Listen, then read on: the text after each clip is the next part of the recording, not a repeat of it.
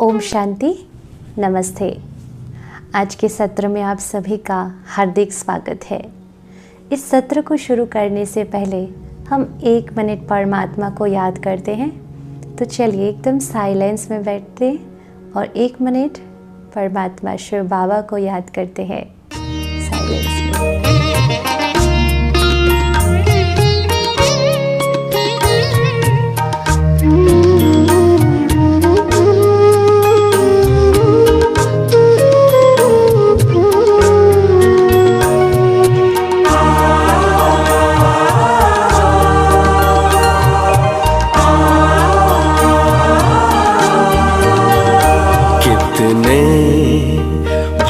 भाग्यवान हम, भगवान हमसे मिलने आते।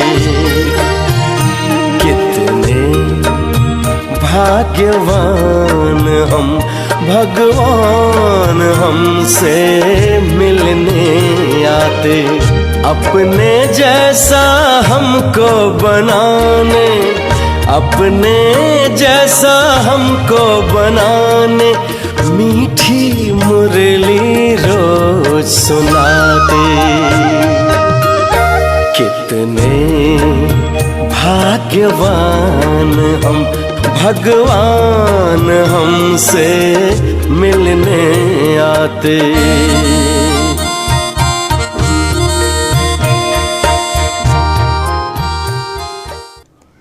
ओम शांति। पिछले 7 दिनों से आपने जो परमात्मा का सत्य ज्ञान सुना, 7 डेज का राज योगा मेडिटेशन कोर्स किया, उसके बाद भी एक सवाल होता है कि अब आगे क्या, अब हमें क्या करना है। तो स्वयं को बदलना यही सत्य ज्ञान है और उसके लिए नित्य हर रोज़ परमात्मा ज्ञान को अपने अंदर भरते रहना और राजयोग का अभ्यास करना, पॉजिटिव कंटेंट ही कंज्यूम करना बहुत आवश्यक है। एक दिन योगा कर लेने से या मेडिटेशन कर लेने से या एक दिन ज्ञान सुन लेने से एकदम से सुधार नहीं आ जाता है। जैसे कीचड़ से भरी हुई बाल्टी है, बहुत सारा कीचड़ है, अब उसको खाली करने के लिए, वो गंदगी बाहर निकालने के लिए हम अपने हाथ गंदे नहीं करेंगे, उसको शुद्ध जल के नल के नीचे रख दें, शुद्ध जल उसके अंदर भरता जाएगा, वैसे वैसे वो कीचड़ा अपने आप बाहर निकलता जाएगा और एक समय आएगा कि बाल्टी पूरी जो है वो शुद्ध जल से भरपूर होगी। बिल्कुल वैसे अपने अंदर जो कमी कमज़ोरियाँ हैं, ऐसी बुरी आदतें हैं, उसको निकालने के ऊपर कार्य नहीं करना, परंतु परमात्मा ज्ञान को भरते रहना है। तो हमें अभी क्या करना है, हर रोज़ परमात्मा ज्ञान स्नान और राजयोग का अभ्यास करना है। इस ईश्वरीय विश्वविद्यालय में ये साप्ताहिक कोर्स करने का इम्पोर्टेंस तभी माना जाता है जब हम नित्य ज्ञान सुनना शुरू करते हैं। और इस ज्ञान को मुरली कहा जाता है। आप सोच रहे होंगे कि ये कौन सी मुरली की बात है, तो ये कोई कास्ट की बजाने वाली मुरली नहीं है। परमात्मा शिव निराकार ने जब ब्रह्मा बाबा के तन का आधार लेकर जो महावाक्य का उच्चारण किया, उस महावाक्य को कहा गया मुरली। और वो महावाक्य इतने ऊंच और श्रेष्ठ होते हैं कि जिसको सुनकर हर एक रूह को राहत मिलती है। मन में कोई समस्या है, कोई क्वेश्चन चल रहे हैं, जीवन की कोई समस्या आई है, तो उसी दिन परमात्मा की महावाक्यों में ही, उस दिन की मुरली में ही आपको समाधान मिल जाता है। ये मुरली की बहुत विशेष बात है। नित्य मुरली पढ़ने से माइंड की स्टेबिलिटी, व्यक्तित्व का विकास होता है, हमारे व्यवहार में परिवर्तन आता है, दिव्य गुणों का संचार होता है। क्योंकि हर रोज़ की मुरली में परमात्मा हमें रोज़ रोज़ डायरेक्शन देते हैं कि अपने जीवन को कैसे जीना है, जीवन जीने की कला सिखाते हैं। और मुरली के महावाक्य सुनने से व्यक्ति को जैसे कि एक दर्पण मिल जाता है। दर्पण में जैसे हम अपने आप को स्पष्ट देख सकते हैं, बिल्कुल वैसे हमें समझ में आने लगता है कि किन चीज़ों में हम परफेक्ट है और किन चीज़ों में अभी परफेक्ट नहीं है और बनना है, कमी कमज़ोरी है। तो मुरली में जो डायरेक्शंस आते हैं परमात्मा के, उस डायरेक्शन पर चलकर, श्रीमत पर चलकर उन कमी कमज़ोरी या विकारों के ऊपर कैसे जीत प्राप्त करनी है, कैसे उसको दूर करना है, ये मदद मिलती है। आज तक हम क्या करते आए, औरों को सुधारने की कोशिश करते आए हैं, परंतु परमात्मा हमें कहते हैं पहले स्व परिवर्तन करो। स्व परिवर्तन से विश्व परिवर्तन होगा। मैं अपने आप को सुधारूंगा, मेरा मन ठीक रहेगा, तो मन ठीक होने से मेरे रिश्ते ठीक होने लगेंगे। रिश्ते ठीक होंगे तो फिर the world will be in the smooth energy. तो अपने आप को पहले सुधारना, परिवर्तन करना है, और फिर आप देखिएगा आपके घर का वातावरण, आपके रिश्ते, हर चीज़ एक अलग ही हो जाएगी, परिवर्तित हो जाएगा, आपके जीवन में खुशी आ जाएगी। तो परमात्मा का महावाक्यों का ज्ञान स्नान करना बहुत बहुत ज़रूरी है, क्योंकि उसके अंदर डायरेक्शंस होते हैं डे टू डे लाइफ के। जैसे हम अपने बच्चों को स्कूल में पढ़ाई करने के लिए भेजते हैं ना, बिल्कुल वैसे ये गॉडली यूनिवर्सिटी है। उस स्कूल के जो टीचर्स होते हैं वो मनुष्य देहधारी होते हैं। ये जो यूनिवर्सिटी है, इसका टीचर जो है वो परम शिक्षक, परमपिता परमात्मा है। ये कोई छोटी बात है क्या? कितनी बड़ी महान बात है। और भगवान हमारा शिक्षक हो।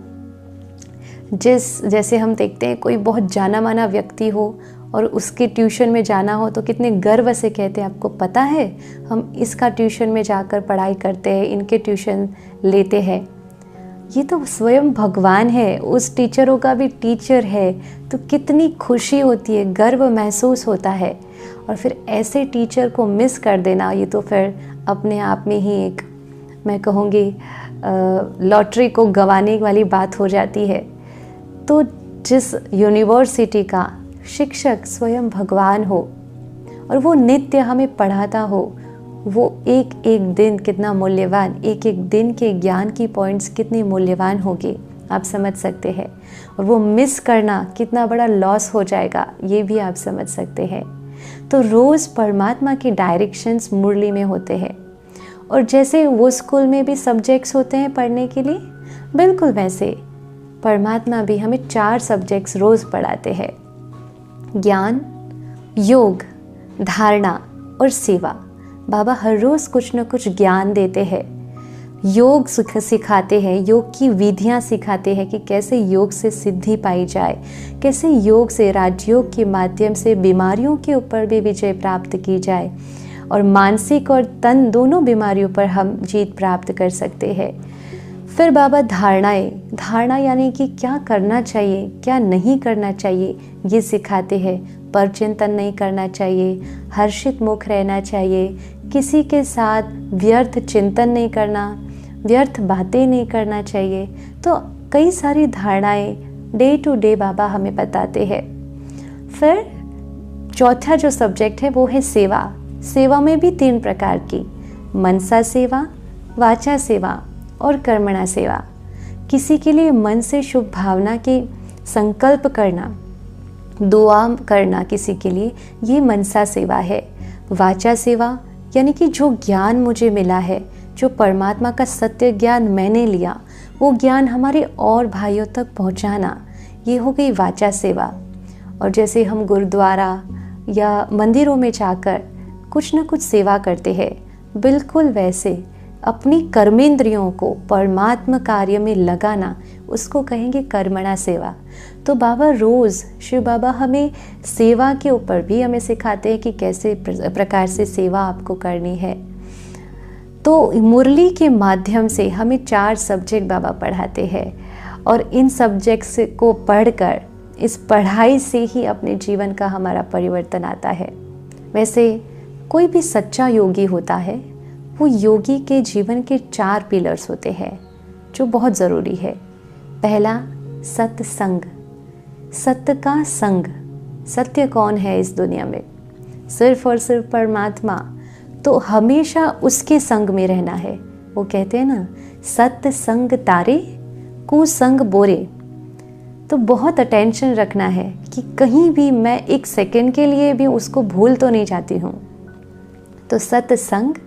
फिर दूसरा पिलर है पवित्रता, यानी कि प्योरिटी, सेलिबेसी।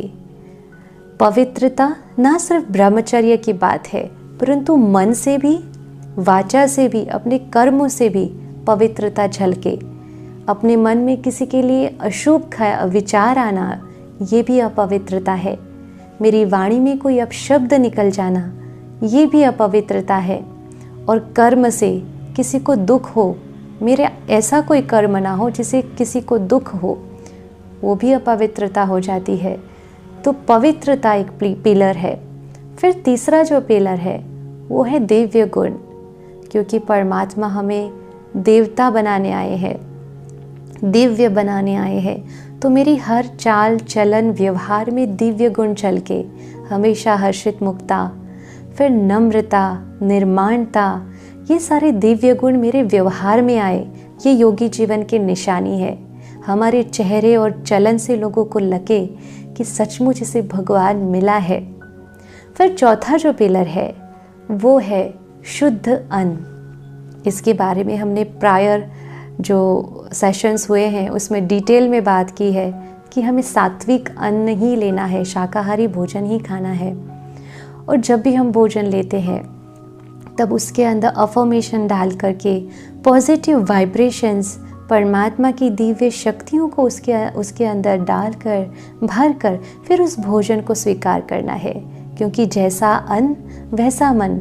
पानी या जूस भी पीते हैं तो 10 सेकंड पॉज करके उसके अंदर बहुत प्यार से परमात्मा की शक्ति को भरना, चार्ज करना और फिर उसको अंदर जाने देना है। तो उससे क्या होगा, जैसा अन्न होगा वैसा मन होगा। मन ठीक तो फिर तन ठीक और फिर सब कुछ ठीक हो जाएगा। तो ये योगी जीवन के 4 मुख्य पिलर्स है, इसको मजबूत रखना है। तो ज्ञान स्नान, राजयोगा और योगी जीवन के लिए 4 स्तंभ, अगर इसको लेकर हम चले तो जीवन में कोई भी परिस्थिति आ जाएगी तो भी वो बैठा है, वो सदा का साथी है, हर कर्म का साक्षी है। आप हमेशा निश्चिंत रहेंगे और हमेशा हर्षित मुख हो करके हर समस्या को पार कर सकेंगे। ये है मैजिक।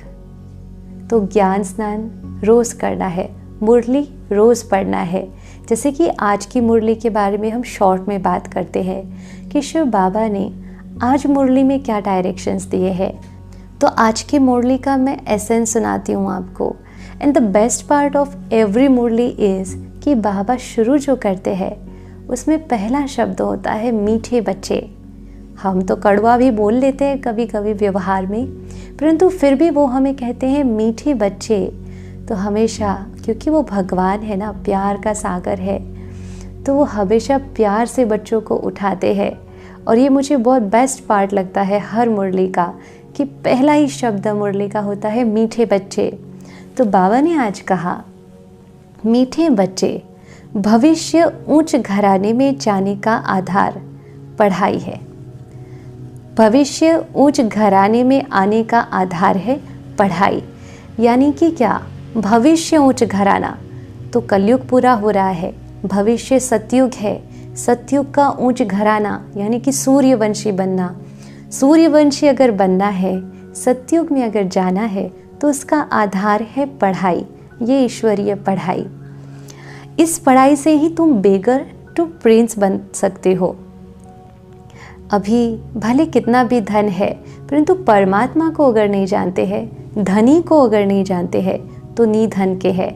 इसलिए शिव बाबा कहते हैं कि इस पढ़ाई से परमात्मा को जान लिया, रोज़ ज्ञान स्नान करते हैं तो बेगर टू प्रिंस बन सकते हो। यानी कि सतयुग की दुनिया में आप जाएंगे तो क्या होगा, बेगर टू प्रिंस बन सकते हो। फिर प्रश्न पूछा है, जैसे स्कूल होता है तो विधिवत पढ़ाई होती है ना, तो प्रश्न में ये बात पूछी है कि गोल्डन स्पून इन माउथ 2 प्रकार से प्राप्त हो सकता है। कैसे? गोल्डन स्पून इन माउथ यानी कि अथाह सुख 2 प्रकार से प्राप्त हो सकता है। कैसे?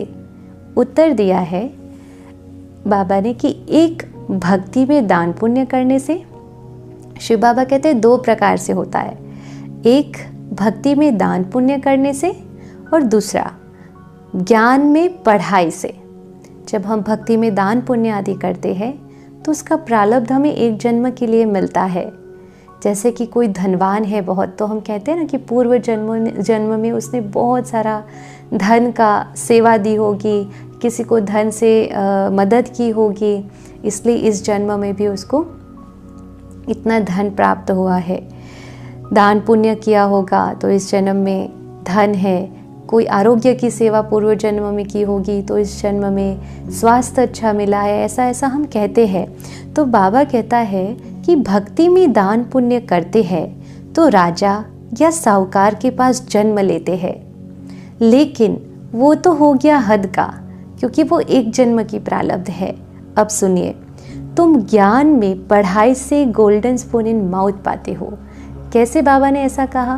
क्योंकि इस ज्ञान से हम जो अपना बैंक बैलेंस जमा कर रहे हैं, अविनाशी बैंक बैलेंस, वो चलता है सतयुग और त्रेता तक। यानी कि सतयुग और त्रेता की प्रारब्ध मिलती है इस ज्ञान से, तो वो 21 जन्मों का सुख हो गया। वो भक्ति में दान पुण्य करने से तो एक जन्म का सुख मिलता, परंतु इस पढ़ाई से 21 जन्म का प्रारब्ध मिलता। कितनी बड़ी बात हो जाती है। ये हो गई बेहद की बात। भक्ति में पढ़ाई से राजाई नहीं मिलती है, क्योंकि भगवान की तो पहचान नहीं है। भले दान पुण्य कर रहे हैं, भावना अच्छी है, तो उसका रिजल्ट के रूप में एक जन्म के लिए प्रारब्ध मिल जाती है, परंतु राजाई नहीं मिलती है सतयुग की। यहाँ जो जितना अच्छी रीति पढ़ते हैं उतना ऊंच पद पाते हैं। तो बाबा कहते ये पढ़ाई ही है आधार। जो बेहद का प्रारब्ध आपको चाहिए, ऊंच पद चाहिए, सतयुग में जाना है, तो ये पढ़ाई पढ़नी पड़ेगी। फिर रोज़ बाबा हम बच्चों को याद प्यार देते हैं, गुड मॉर्निंग करते हैं, नमस्ते करते हैं। कितना निरहंकारी है ये भगवान, जो हम बच्चों को रोज़ याद प्यार, नमस्ते, गुड मॉर्निंग करते हैं, और वो भी कितने प्यार से, मीठे बच्चे कहकर। तो बाबा ने कहा, मीठे मीठे सिकिलदे बच्चों प्रति माता पिता बाप दादा का याद प्यार और गुड मॉर्निंग। रूहानी बाप की रूहानी बच्चों को नमस्ते। तो हम भी तो भगवान को, शिव बाबा को रिस्पॉन्ड देंगे ना इस नमस्ते का। तो हम भी क्या कहते हैं? हम रूहानी बच्चों की रूहानी बाप दादा को गुड मॉर्निंग और नमस्ते। फिर बाबा रोज़ धारणा के लिए मुख्य सार जो बताते हैं, तो आज की पूरी मुरली का जो मुख्य सार है धारणा का, वो है, बाबा ने कहा किसी भी बात का फिक्र नहीं करना है, सदा हर्षित रहना है। स्मृति रहे हम शिव बाबा के बच्चे हैं, बाप आए हैं हमें विश्व का मालिक बनाने। किसी भी बात का फिक्र नहीं करना, कुछ भी हो जाए हर्षित रहना है। और क्या स्मृति में रखना कि हम शिव बाबा के बच्चे हैं। जैसे कोई राजा का बच्चा होता तो राजकुमार हमेशा ये स्मृति में रहता है कि मैं राजा का बच्चा हूँ। ये तो कितनी बड़ी बात हो गई कि हम भगवान के बच्चे, और वो आए हैं हमें सतयुग की दुनिया में ले जाने, स्वर्ग के मालिक बनाने। तो कितनी बड़ी बात हो जाती है, हमेशा ये स्मृति में रखना। फिर बाबा ने कहा अपनी अवस्था को एक रस बनाने के लिए देही अभिमानी बनने का पुरुषार्थ करना है। अब यहाँ पे ये डिफरेंस क्लियर करना ज़रूरी है कि देह अभिमानी और देही अभिमानी में क्या डिफरेंस है। देह अभिमानी यानी कि बॉडी कॉन्शियसनेस, देही का अर्थ होता है आत्मा, तो देही अभिमानी यानी कि सोल कॉन्शियसनेस। तो बाबा कहते हैं कि अपनी अवस्था को एक रस बनाना है, यानी कि कोई भी सिचुएशन में अचल अडोल एक रस अवस्था, तो उसके लिए देही अभिमानी बनने का पुरुषार्थ यानी कि सोल कॉन्शियसनेस का पुरुषार्थ करना है। इस पुराने घर से ममत्व निकाल देना है। 5000 साल हो गया ना इस दुनिया का, अभी नई सतयुगी दुनिया स्थापन हो रही है।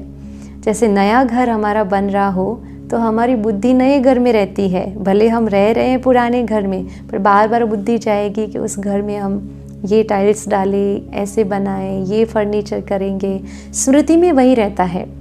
तो बाबा भी वही कह रहे हैं कि ये जो पुराना घर है, कलियुगी दुनिया, इससे अब ममत्व निकाल देना है। फिर आज का वरदान है कि बंधनों के पिंजड़े को तोड़कर जीवन मुक्त स्थिति का अनुभव करने वाले सच्चे ट्रस्टी भव। बहुत ही सुंदर वरदान आज दिया है कि बंधनों के पिंजड़े को तोड़कर, अभी आज बाबा स्पष्ट करेंगे कि कौन सा पिंजड़ा है जिसको हमें तोड़कर जीवन मुक्त स्थिति का अनुभव करना है और ट्रस्टी होकर चलना है। तो बाबा कहते हैं शरीर का, इस देह का वह संबंध का बंधन ही पिंजड़ा है। ये शरीर सबसे पहला पिंजड़ा आत्मा का, और फिर देह के संबंधी जिसमें लगाव झुकाव होता है। फर्ज अदाई भी निमित्त मात्र निभानी है। बाबा कहते हैं संबंध है, घर गृहस्थ में रहना है, सारी जो जिम्मेवारी है उसको भी निभाना है, परंतु निमित्त बनकर, लगाव में आकर, झुकाव में आकर नहीं, ट्रस्टी बनकर। लगाव से नहीं, तब कहेंगे निर्बंधन। जो ट्रस्टी बनकर चलते हैं वही निर्बंधन है। यदि कोई भी मेरापन है, ये मेरा बिजनेस, ये मेरा, वो मेरा, तो पिंजड़े में बंद है। इसलिए क्या करना है? तेरा तुझको अर्पण, शिव बाबा को सब अर्पण कर दो। अभी पिंजड़े की मैना से फरिश्ते बन गए, एंजल बना रहा है ना बाबा, इसलिए कहाँ जरा भी बंधन ना हो। मन का भी बंधन नहीं, क्या करूं, कैसे करूं, चाहता हूं होता नहीं है, ये भी मन का बंधन है। जब मर्जीवा बन गए तो सब प्रकार के बंधन समाप्त। मर्जीवा यानी क्या? जीते जी मरना, यानी कि रहना खुशी में है, मरना मतलब सैड वाली फीलिंग की बात नहीं है। जीते जी सोल कॉन्शियसनेस में रहना, इस देह भान में नहीं रहना, इसको कहा मर्जीवा। तो जब मर्जीवा बन गए तो सब प्रकार के बंधन समाप्त। सोल कॉन्शियसनेस में आ गए तो देह नहीं, देहधारी भी नहीं, ये बंधन समाप्त। सदा जीवन मुक्त स्थिति का अनुभव होता है। फिर बाबा ने स्लोगन में कहा कि संकल्पों को बचाओ तो समय बोल स्वतः बच जाएंगे। संकल्प को बचा लेंगे, जितना ज़्यादा संकल्प चलाते रहेंगे तो समय भी वेस्ट जाएगा और फिर वो यहाँ से भी निकल जाता है। तो बाबा कहते हैं संकल्प को बचाओ, इसमें बहुत पावर है। और ऐसा वैसा संकल्प आ गया तो फिर योगी के संकल्प सिद्ध हो जाते हैं। तो संकल्प भी सोच के करना और उसको भी बचाओ, तो बोल और समय स्वतः बच जाएंगे। ये थी आज की मुरली का सार। हमें पूरी मुरली पढ़नी है और उसका अध्ययन करना है। जैसे बच्चे फिर स्कूल से पढ़ाई करके आते हैं तो रिवाइज भी करते हैं ताकि याद रहे कि क्या आज पढ़ा, बिल्कुल वैसे हम भी उसको रिवाइज करते हैं कि आज परमात्मा ने क्या कहा, कहीं भूल गए फिर से देख लें। अच्छा, आज परमात्मा ने कहा है हर्षित रहना है, किसी बात की फिक्र नहीं करनी है, ट्रस्टी होकर चलना है, निमित्त मात्र सब निभाना है, सबके प्यारे पर सबसे न्यारे रहना है, संकल्पों को बचाना है ताकि समय और बोल व्यर्थ न हो। तो जब ये चीज़ बार बार हम सुनते हैं, देखते या पढ़ते हैं तो फिर अपने जीवन में धीरे धीरे वो परिवर्तन आना शुरू हो जाता है। इसलिए नित्य मुरली पढ़िए और ज्ञान स्नान कीजिए। चलो 1 मिनट फिर से शिव बाबा को याद करते हैं और योग से शक्ति लेते हैं। 1 मिनट के लिए साइलेंस में। ए खुदा पूरी हुई मेरी हर दुआ। शुक्रिया शुक्रिया मेरे मौला तेरा शुक्रिया। तू मिला रूबरू, यूं ही रहना मेरे संग सदा। ए खुदा ए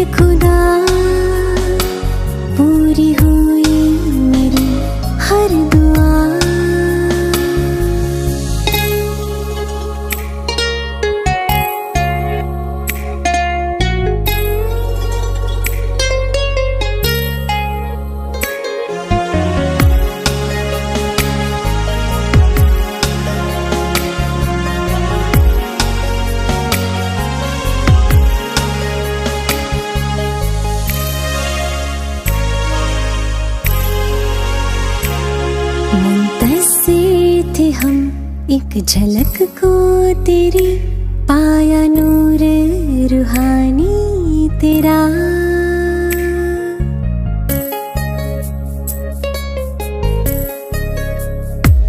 सजदे में रहे अब न जाए कहीं, मिला जो